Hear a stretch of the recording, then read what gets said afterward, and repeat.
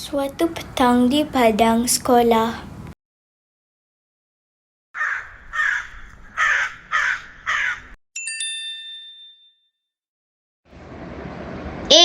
Aina, tengok ni. Ada mesej kata Hakim curi duit tabung kelas. Betul ke ramai dah kongsi dalam kumpulan WhatsApp? Aku pun nak hantar kepada kawan-kawan lain. Tunggu sekejap. Aku teringat apa yang Cikgu Siti ajar semalam.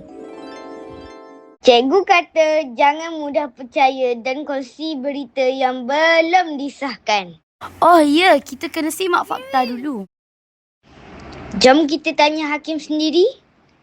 Keesokan harinya, mereka mula menyiasat perkara Apa yang kamu nak tanya? Ada mesej viral kata kamu curi duit tabung kelas. Hah? Itu tak betul.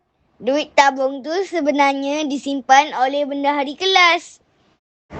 Jom kita tanya bendahari.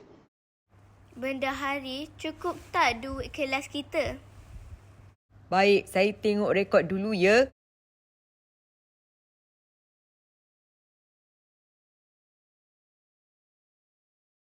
Betul, duit tabung cukup dan tiada yang hilang.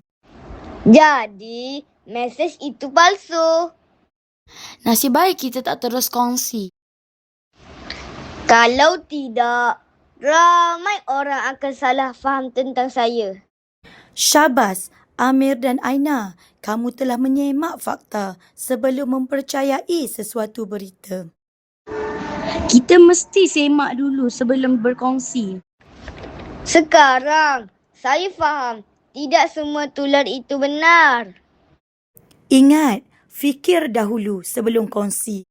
Semak fakta sebelum percaya dan sebarkan.